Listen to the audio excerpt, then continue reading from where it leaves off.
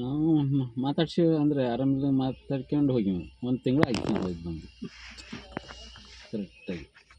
ಗಟ್ಟಿ ಇತ್ತಪ್ಪ. ಅಪ್ಪ ನಮ್ಮ ಎದುರನ್ನೇ ಊಟ ಎಲ್ಲ ಮಾಡಿ ಹಿಂಗೆ ಓಡಾಡಿ ಬಂದು ಹಿಂಗೆ ಬೆಡ್ರಾಗ ಬಂದು ಮಲಗಿತ್ತು.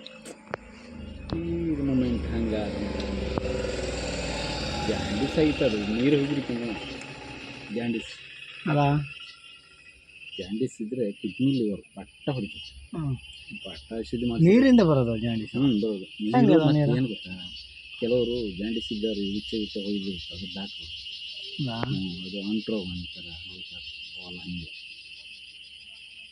ಯಾರಾದರೂ ಅಷ್ಟೇ. ಹಾಗೆ ಆಗ್ತವೆ ಆ ಥರ ಬರ್ತವೆ.